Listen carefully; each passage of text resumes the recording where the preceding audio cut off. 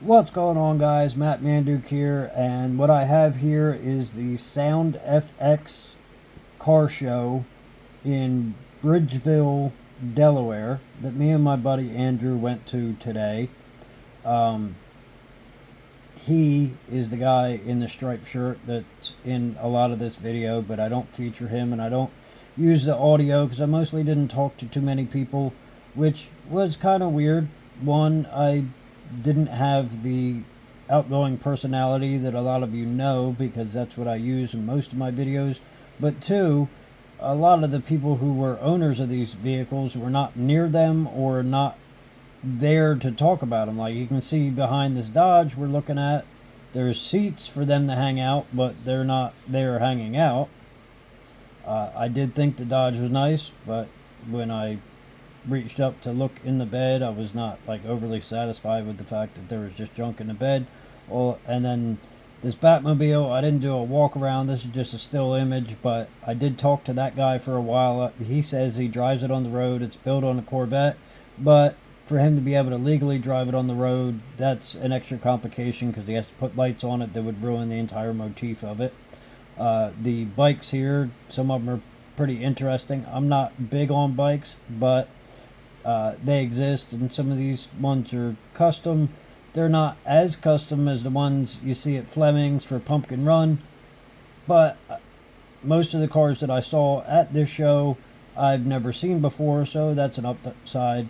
And I don't think I've ever seen the motorcycles either, but expectingly so because this show being in southern Delaware, not far from Lewis, I expect different cars than the ones you see at the New Jersey car shows, and that's where Pumpkin runs in New Jersey. It is the biggest car show on the East Coast, but it's also in New Jersey, so the local guys from Delaware and Maryland are probably not going there, especially not like that Volkswagen that doesn't belong in the car show because it has a set of rims on it, and the front end is like got scratching off the paint. That was where Andrew was like, we could have entered our cars.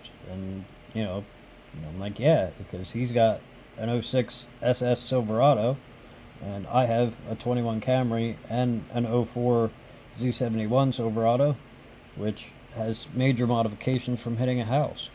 I still haven't done a review on that truck yet, and I got to put a starter in it tomorrow. Not looking forward to that, although it'll be today because I'll upload this tomorrow, because right now it's 3 o'clock in the morning, which is still Saturday technically to me because things are all weird when it comes to overnights and whatnot, right?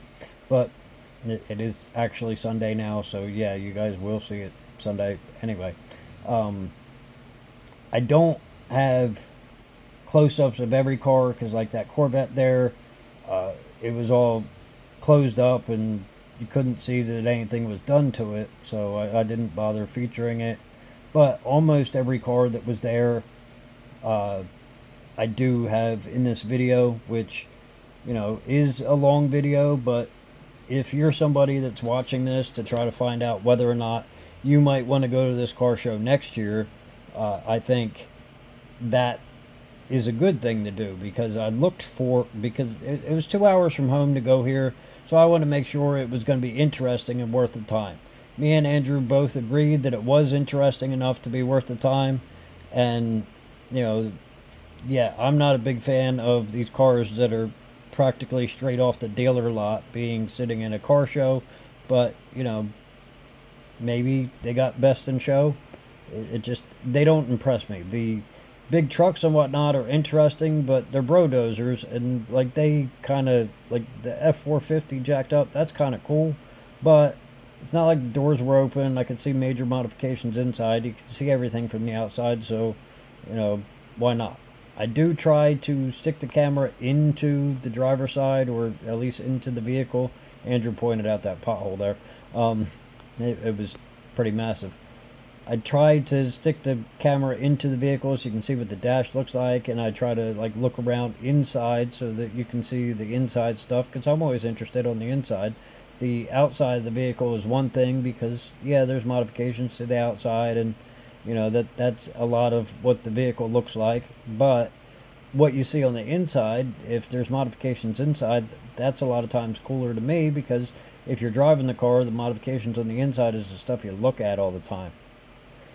The Oldsmobile is an interesting idea for a showpiece, but to each their own. I don't know about the Chrysler Pacifica, but that does have some speakers in the back, and I take a look at those there. And the guy was like, "Hey, what's up?" And he wasn't like super talkative or anything. The guy that had the cars Firebird, he did talk to me a little bit. Apparently, he has a tow meter, but tow meter is not functional, so it didn't end up at the car show. Uh, Never would have thought, and I don't believe that that car was based on a Firebird, but it wasn't a bad idea. It wasn't a bad use of it. Here's another stock Corvette straight from the dealer. These bikes, I don't know if they were people that were attending or not, because they weren't parked, but that was kind of a complaint with the show, is there wasn't any like rhyme or reason to it. Like, there was cards on people's cars that told you what bracket they were in as far as show, but it's not like they made all the classic pickup trucks to park in the same place. They didn't make all the foreign cars park in the same place. They didn't make all the new cars park in the same place. It was just, whatever, wherever, however. And walking through, yeah, we found a way to walk through and see everything, but walking through was not overly, easy to figure that out necessarily. And if you wanted to see everything, that meant going up and down the same row more than once, or zigzagging back and forth, or doing something because of the way things were done. It definitely wasn't as well thought out as other shows that I've been to. And like I said, Pumpkin Run is the biggest show on the East Coast, and they have that stuff figured out, where the big trucks go in one place, and the custom rat rods and whatnot go in another place. I thought this was interesting because there you go, it's a Toyota, and it is interesting. I may have seen one of these before, but I was still curious about it. I was like, what's it look like on the inside? Oh, it looks like a 90s Toyota. Go figure. But then, that was an interesting piece, and I enjoy interesting pieces because they may or may not get awards, but I'm not the person that's giving people trophies. I'm just interested in the oddball vehicles. Yeah, the Chevy C10s, and there might have been a K10 there, and that was nice. Like, if I was going to do a show car, I'd do a K10 before I did a C10. I know C10s are real big now in like country music and the country rap, but I would prefer a K10, because the big difference between a C10 and a K10 is a four-wheel drive system, and that's really the only difference between them. And I do think that the K10s are more rare because they probably went through the third owner off-road experience that wrecks them and drives them into the ground. Then C10s never had that problem, but cause who goes off-road in a two-wheel drive truck? I mean, granted, I go off-road in a four-wheel drive truck and then don't use four-wheel drive, so I guess somebody probably does. And some of these, not this one exactly, but some of the trucks in this were probably two-wheel drive. The F450 was probably two-wheel drive, to be realistic. But I did find these ones to be interesting, and they are always interesting. But the thing with the classic cars is, if they're mostly restored, like obviously if you're modifying it, you're lifting it, or you're slamming it, it's modified, but the interior is not modified. And even though the interiors on them look great and they're in really good shape and whatnot, the interior to me is just as important as the exterior, and that looks like the OEM dash. Otherwise it's a really well done truck. That was nifty with the way the bed picked up, and that interior is not standard, I don't think, so that makes it cool. And then the way he cut his wheel wells so that the tires go up into the hood is interesting. I'm not too sure about the engine there, but it's something. I don't like the way modern engines look in these things because, yeah, they make more power than the older engines, but they're also not as showy as the older engines. Like, nothing like a scoop on the Hot Wheels car, which apparently used to be a four-door wagon. But, it's a nifty thing with 3 seats in it, and that was interesting. The guy behind this purple truck had a dog, and I had to stop and talk to him while petting the dog. But I don't show that on video because I paused the video while I'm doing that.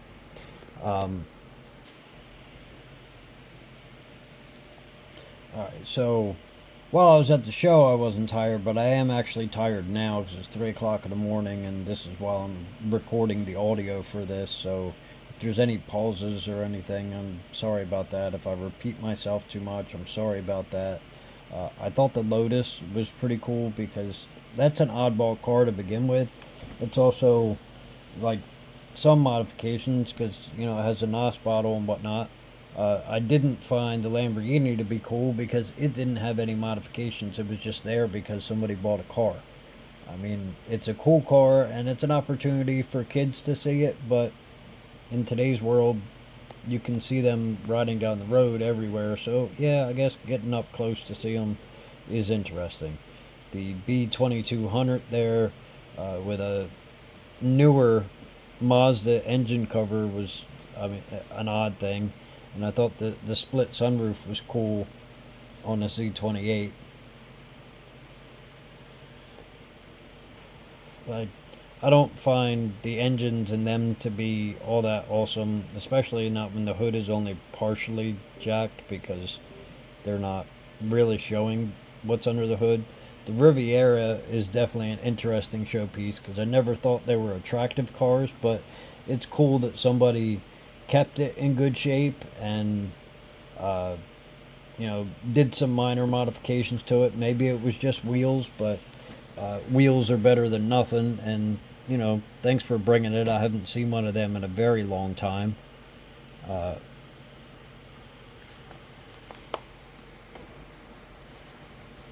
That's okay, but the functional toolbox is a nice touch. But the four-door aspect makes it, because older quad cabs are rare, and it had a Cummins logo on it, and it has a diesel exhaust, but they didn't have the hood open. And like if I did a Cummins swap on it, I would probably have the hood open so people could see. It's not like because it's lifted nobody can see, because I could clearly see it, and I don't tend to hold the camera at my eye level because I'm looking at the stuff. I'm more or less pointing the camera where I want it. But after doing YouTube for as long as I have, it's not difficult to know how to do it. I was a little disappointed in how quickly I turned the camera. This thing says it's a rat, but I didn't see the aspects of a rat on it other than the fact that it's all rusty and it has a nice shiny engine. It didn't have the welded on parts and the curious creative stuff that I enjoy with rat rods. But I didn't really see rat rods at this place, so if that's the closest you got to it, then that's cool, but that's still not on par with the rat rods I'm used to seeing, where they get more creative and weld in other parts and make it interesting. Those, I thought they were 30s. Andrew saw that they were 28s because it said 28 on the tire. But I found that to be interesting because big wheels on cars that aren't supposed to have big wheels is always interesting to me. I like the excessive wheels that are like 40-inch wheels, 80-inch wheels, 120-inch wheels. So like the 28-inch wheels, they look good. There's that Lambo. Well, one of them. There's a couple of them there. I don't know if there was an exotic bracket. I didn't talk to enough people there to really get that. The sedan, well, coupe I suppose it is, it was nice, but with the windows up, it's kind of hard to see inside, and I don't know what they did. And then Andrew got a kick out of the goat under the hood of the GTO. Like, that was funny, and I guess it is, but it is a GTO, even though there wasn't a whole lot going on with the GTO. Like, they're nice cars, and I like them. Like, his SS Silverado has the same engine as the GTO. I like the color on this. Obviously, the owner liked the color on this because in the front of it, yeah, the inside just looks like a regular Chevy truck with a screen. I haven't put a screen in my Chevy truck yet, but it's gonna happen because I want it, and if I want it, I get it. But the headlights are nice. Under the hood is nothing to see, and they don't exactly show that. But I figured they liked the color enough. They painted painted their Yeti in the color, or the Yeti came in the color, and that's why they chose it for the truck. I don't know either way. There's a nice Chevelle there, but I didn't really go through it because if there's nothing fancy about it, I'm not really too into them because they're so common.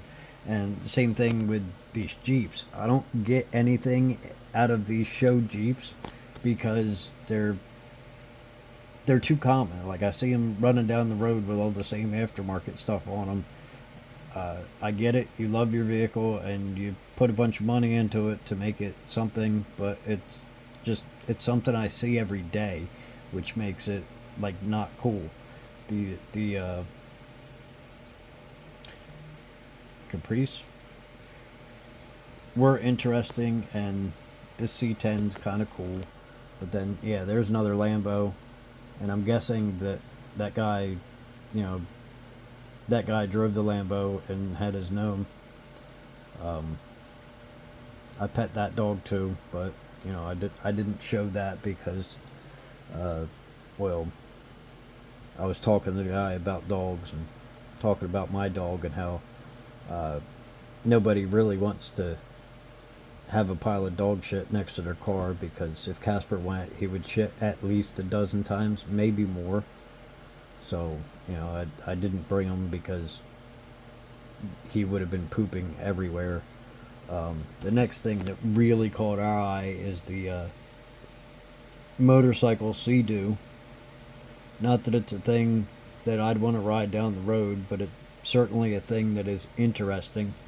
And I was glad that I saw it because that's an oddball there. It's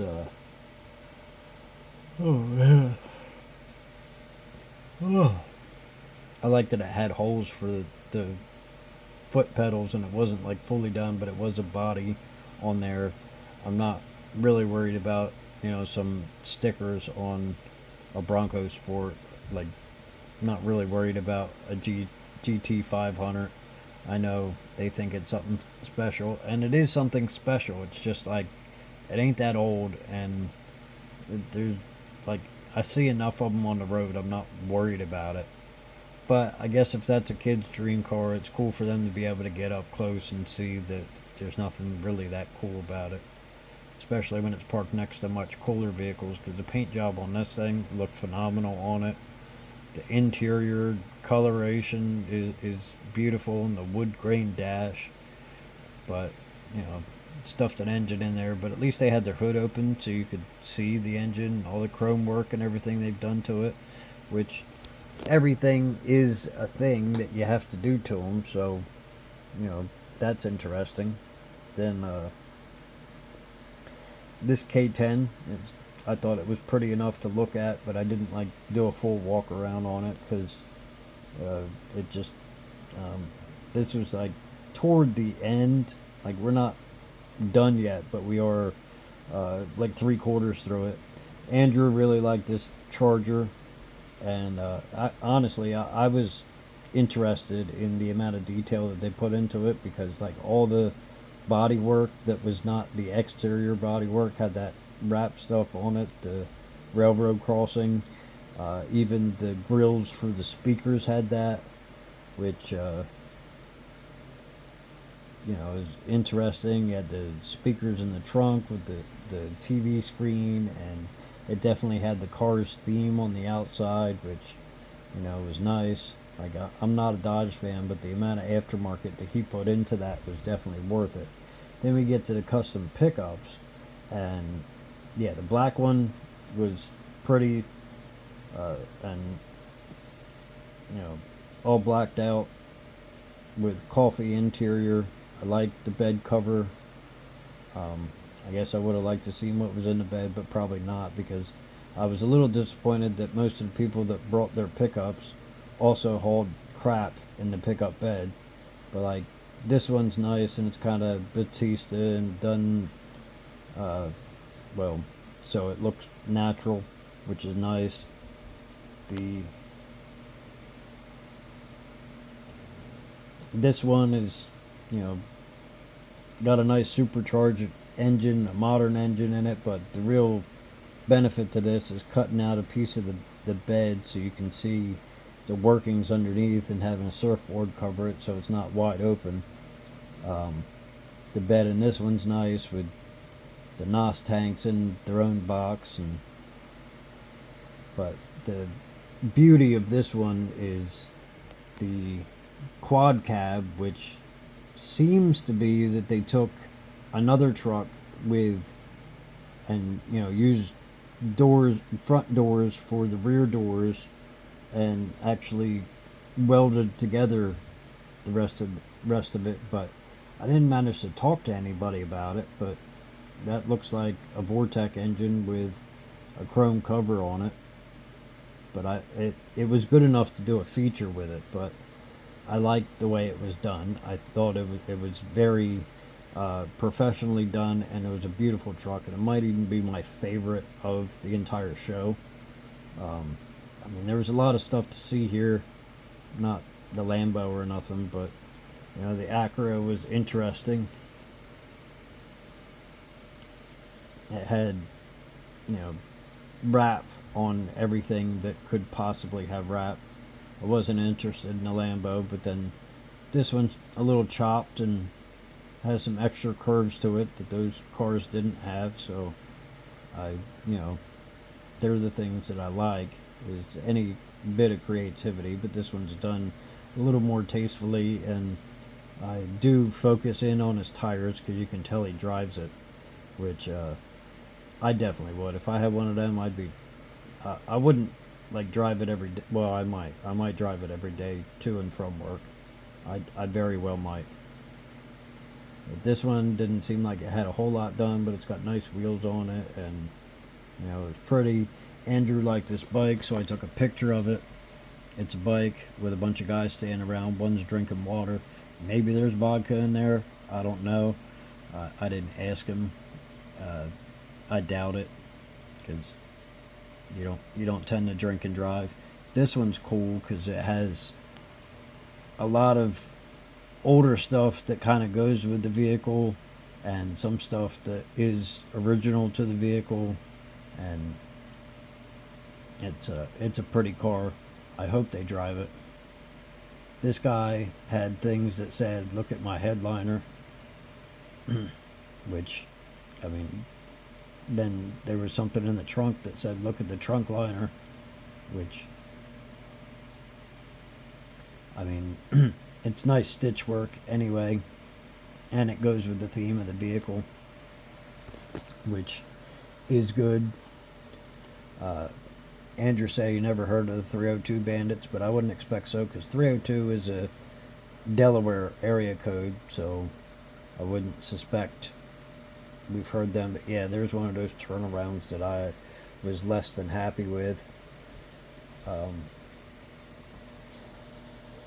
I zoom in on that because I thought it was interesting. I didn't actually look at it when we were there, and I regret that. I ended up talking to the people behind this for a while, but it was mostly about my opinions of the car show, and how it was weird that some stuff is, a resto or a resto mod, and then other stuff is brand new off the lot, like that Subaru there. Andrew liked a Honda bike, but I'm like looking at the Subaru, like, why is it even here? Is there a lesbian behind the wheel? Is that just me? It was a nice Chevelle. I did say I miss having that much room to work, but I'm getting used to not having that much room to work, and with the Silverado and the Camry, and it makes me think, if I had something like that now, I'd stuff an engine in there so big that I don't have any room to work, because that makes it more fun.